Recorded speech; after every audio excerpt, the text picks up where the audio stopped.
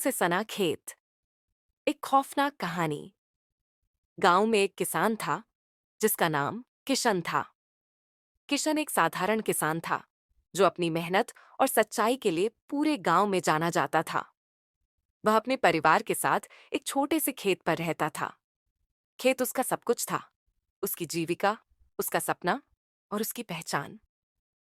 लेकिन किशन के खेत के बारे में गांव में अजीब अजीब कहानियां प्रचलित थीं। कहा जाता था कि वहां रात के समय अजीब आवाजें आती हैं और खेत में कोई भी रात बिताने की हिम्मत नहीं करता। लोगों का कहना था कि खेत की मिट्टी में खून मिला हुआ है और यह खून उन लोगों का है जिनकी आत्माएं अब वहां भटकती हैं। किशन इन बातों को अफवाह समझता था और अपने खेत पर गर्व करता था। अंधेरा राज दिन किशन ने देखा कि उसकी फसलें धीरे धीरे सूखने लगी हैं। उसने हर संभव उपाय किया, लेकिन कोई फायदा नहीं हुआ। परेशान होकर वह गांव के पंडित के पास गया। पंडित ने कहा, तुम्हारे खेत पर किसी प्रेतात्मा का साया है। यह आत्मा तुम्हारे खेत को बर्बाद कर रही है। किशन ने पंडित की बातों को नकार दिया। वह अपनी मेहनत और विश्वास पर भरोसा करता था। लेकिन धीरे धीरे अजीब घटनाएं होने लगीं। रात में खेत से अजीब सिसकियों की आवाजें आतीं। कई बार उसने देखा कि खेत की मिट्टी में खून के निशान हैं। किशन का मन विचलित होने लगा, लेकिन उसने तय किया कि वह इन बातों का सामना करेगा। भूतिया रात। एक दिन किशन ने रात को खेत पर ही रुकने का फैसला किया।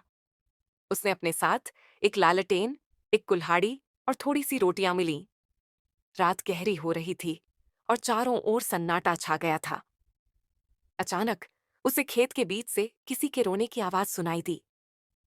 किशन ने लालटेन उठाई और आवाज की दिशा में बढ़ने लगा।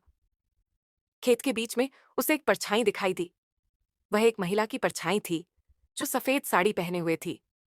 किशन ने डरते डरते पूछा, कौन हो तुम और यहां क्या कर रही हो? महिला ने धीरे से कहा, मैं वही हूं जिसे इस खेत ने निगल लिया। यहां से भाग जाओ, वरना तुम्हारा अंजाम भी मेरे जैसा होगा। किशन ने हिम्मत जुटाकर पूछा, तुम्हारी मौत कैसे हुई? महिला ने कहा, यह खेत खून का प्यासा है। मेरे पति ने लालच में आकर मुझे इस खेत में मार डाला। अब मेरी आत्मा यहीं कैद है। मैं इस खेत को छोड़कर नहीं जा सकती। हर नई फसल के साथ यह खेत किसी की बलि मांगता है। खौफ का सच। महिला की बात सुनकर किशन को एहसास हुआ कि पंडित की बातों में सच्चाई थी, लेकिन वह हार मानने वाला नहीं था। उसने सोचा कि वह इस समस्या का समाधान करेगा। अगले दिन वह गांव के बुजुर्गों के पास गया और उन्हें पूरी बात बताई। गांव के बुजुर्गों ने बताया कि यह खेत पहले भी कई लोगों की मौत का कारण बना है। बलि का दिन। गांव वालों ने सलाह दी कि खेत की आत्मा को शांत करने के लिए एक विशेष पूजा करनी होगी। पूजा के लिए एक पवित्र गाय का दूध, हवन सामग्री और कुछ अनुष्ठानों की जरूरत थी। किशन ने पूरी श्रद्धा के साथ यह अनुष्ठान किया। लेकिन जैसे ही अनुष्ठान शुरू हुआ, तेज आंधी चलने लगी।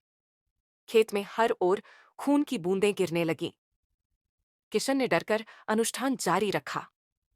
अंत में महिला की आत्मा ने कहा, तुमने मुझे मुक्त कर दिया। अब यह खेत तुम्हारे लिए सुरक्षित है। लेकिन याद रखना, लालच कभी मत करना। यह खेत लालच करने वालों का दुश्मन है। नई शुरुआत। उस दिन के बाद किशन के खेत में कभी कोई अजीब घटना नहीं हुई। उसकी फसलें लहलहा उठीं और खेत फिर से उसकी मेहनत का फल देने लगा। लेकिन किशन ने उस दिन से यह सीख ली कि लालच और अन्याय का रास्ता कभी नहीं अपनाना चाहिए। यह कहानी गांव में पीढ़ी दर पीढ़ी सुनाई जाने लगी और किशन का खेत खून से सना खेत के नाम से मशहूर हो गया।